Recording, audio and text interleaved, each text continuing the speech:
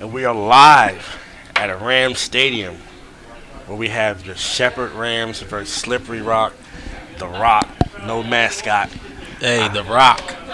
My name is Akeem Holmes, and I'm joined by my co-host Brandon Ashenfelter, and we are bringing you playoff action from Rams Stadium, where we have your 11-1 Shepherd Rams versus your 10-2 Slippery Rock, the Rock. This is going to be a barn burner. Man, it's going to be an electric atmosphere, King. I can't wait. I wish I was playing, man. I wish I was playing. That's how electric this atmosphere is going to be. I know I walked through the parking lot this morning around 9:45, and people are already out there making breakfast burritos, and they're ready for some Shepherd Ram football, man. And Shepherd Ram football is what they are going to get. Now, I got out here at 8 o'clock. Thankful to the NCAA for allowing Home Team Sports TV to provide this production to the nation. In 2022, 2023, this is the biggest game of Shepherd's season. Yes, it is, man. And, you and I talked a little bit in pregame. Shepherd's had a lot of blowout games this year. They've had a couple close ones the last couple weeks, but I think this game is going to go down to the wire. We are going to see some really good football today out of two really good football teams. So, like I said, I'm excited, and everybody at home, watching, or the people here in the stands, they better get ready for a show because it's going to happen today. And yesterday, Brandon, during our production meeting, I spoke about Slippery Rock getting off to fast starts. Yes. So, in doing research, Slippery Rock has outscored its opponents in the first half 215 to 77. And that's going to be huge because, especially the last 2 weeks, Shepherd has gotten off to a really slow start. So, they're going to have to contain that, speedy offense for Slippery Rock, because that is where they really separate themselves. They have three really good running backs, and their quarterback, he makes good decisions, and he'll throw it around. So, and we'll see come game time, but I think they got their best receiver back for this game as well. So, Shepherd's going to have to do their job to contain that offense, especially in the first half. And hopefully, they can and come away with the win today. And 6'4" junior Kyle Sheets has been Slippery Rock's biggest and best offensive threat all season. And he sat out the last 2 weeks, but we've seen him earlier in pregame. He's back. So I spoke about Slippery Rock outscoring their opponents 215 to 77. And obviously that's a testament to great coaching. Yeah. That's a testament to good pregame preparation and good scouting. Yeah. If you're a coach, and obviously we're going to talk about our Shepherd Rams. Of course, yeah. If you're Coach McCook and the Shepherd Rams staff in totality, how do you prevent that slow start and that behavior of Slippery Rock being able to score and get up big in the first half? What is your way of preventing that from occurring? Well, I think really what Shepherd needs to do is just come out and play their football. And just really execute the game plan, because they know, just like we do coming into this week, that Slippery Rock is a very good first half team, but they don't want to overwhelm themselves trying to keep up. They just need to play Shepherd football and do what they do. The defense is going to have a great day for Shepherd to be successful. So, man, Keem, I am excited. I'm excited, man. It is so exciting, and it's talking about that, we were talking about Coach McCook, and he takes over for Monty Cater, who's legendary here. And Shepherd has not missed a beat.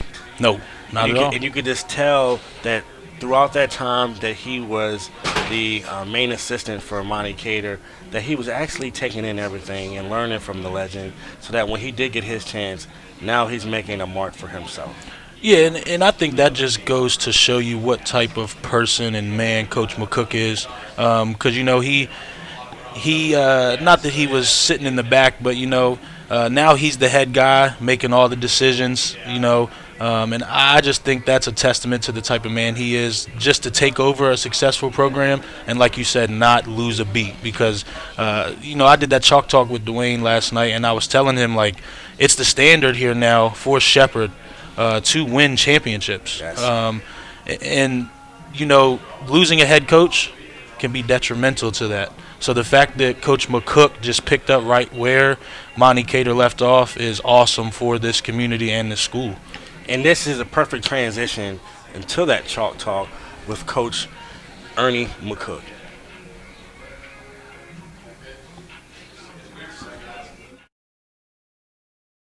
It's very appreciated. I won't hold you long. How's everything going? It's going well. Had a good week of practice with Thanksgiving. It's always exciting when you're preparing for a football game. And our kids had great energy both Tuesday, Wednesday, and even yesterday during practice. So I know they're excited to get back and kind of kick this thing off tomorrow.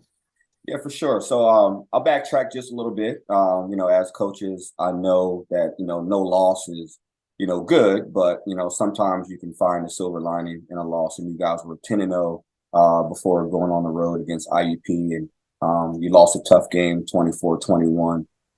Was that one of those games where I know you didn't want to lose, but, it wasn't a game that ended your season. So what was the message and the vibes and the energy, after that loss? Was it something that you guys kind of took and motivated you, or how was that?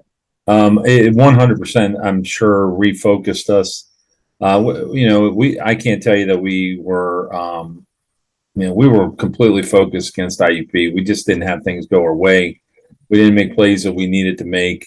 And I think our guys really kind of, they took the loss. It hurt. It bothered them. But we were able to see the selection show the next day. We're the number 2 seed, which gave us a couple home games if we won, which is where we're at today. So I think all in all, we made the most of it. And it showed last week. We played a really good football team in New Haven, bounced back against them on the, here at home. But it was a team that was very good. So I was really proud of how our guys responded.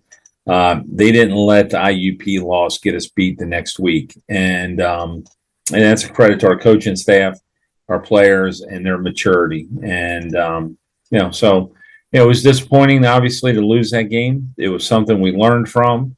And I think that, we were able to move forward from, and we're sit where we are today. Yeah, as you touch on that, it was a tough fought game, 16-13.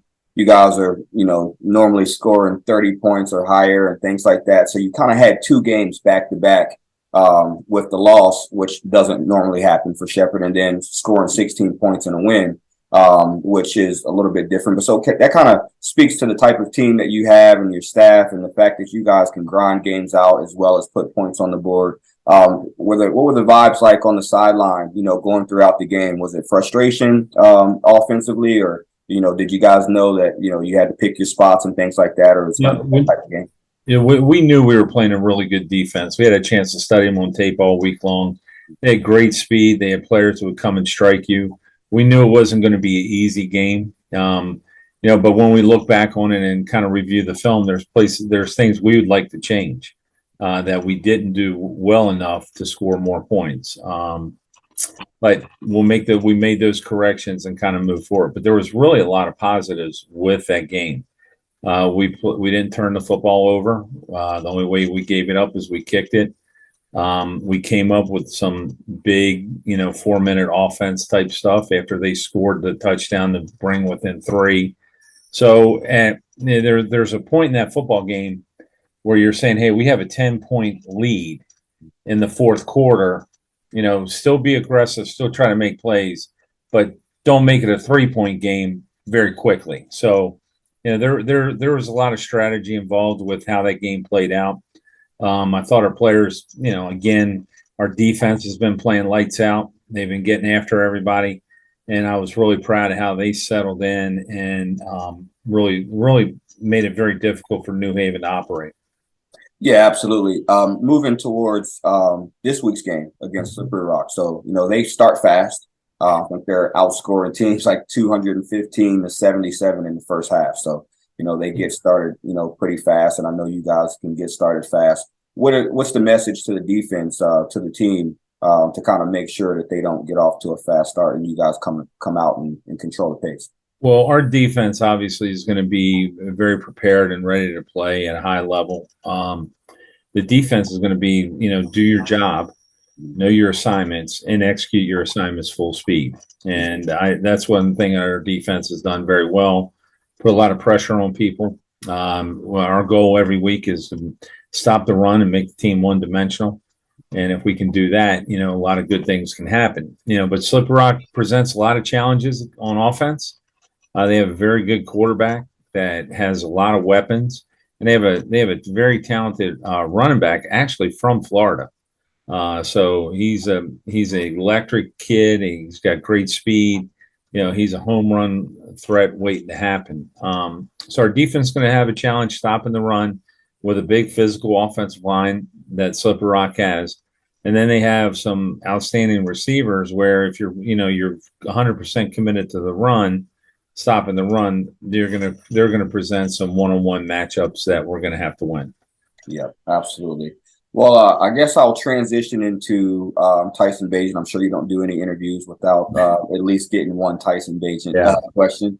But my question, I guess, for you is, having someone on your team that gets so many accolades and accomplishments and things like that, and so much national recognition, how do you kind of balance being happy for Tyson, celebrating those accomplishments, but still staying on task and staying focused on you guys being a nationally ranked team that's fighting for a national championship year in and year out? Tyson Bagent makes it easy. Tyson Bagent is he's the best football player I've been around. He can keep things compartmentalized, and he can remain extremely focused into the preparation for our next opponent, along with the other things that are going on with his football career and with the national recognition that he gets. He's an unbelievable competitor. He's an unbelievable team leader. So he really makes the whole thing go as far as not allowing distractions to happen. And I think that's a credit to him because, there's a lot of guys that wouldn't have his maturity with the things that have happened for Tyson, and be able to handle it and where it could be a distraction. But here, everybody wants to see Tyson be very successful. He's got a lot of players in the same huddle that he lines up with that want to be successful as well. And we're going to, obviously our offense goes through Tyson Bagent. Yeah, for sure.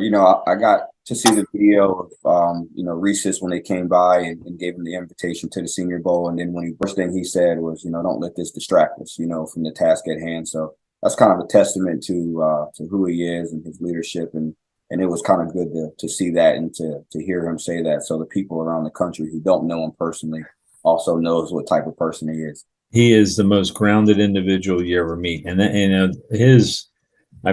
tell every NFL scout, if we were to sit down and we were to create a checklist of the perfect football player, Tyson Bagent hits every one of those boxes, checks every one of those boxes. For sure. The guy is remarkable. It's a blessing that he's been here at Shepherd and been a part of this football program and the things that he has done for this program with his success. And it always comes back to team success first with him. Yeah, for sure. I think maybe he gets that grounded part from his dad. Yeah. Yeah.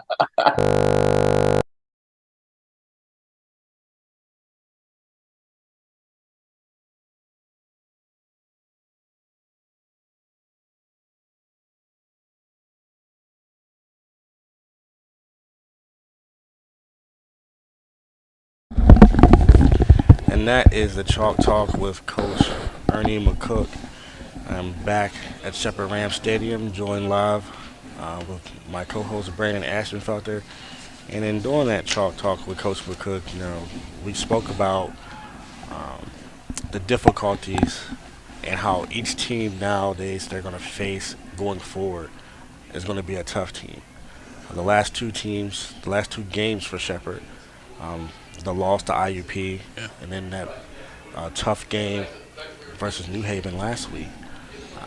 You got to see Shepherd, their mental toughness tested. Yeah, you did, for sure. So, as a coach, and you're going in here and you're playing against Slippery Rock, and Slippery Rock's a very good team. When the last time Shepherd played Slippery Rock, I want to say it was in 2019, they lost 51-30. Yeah. So the Shepherd Rams to come out and be able to match the physicality of Slippery Rock is going to be the key.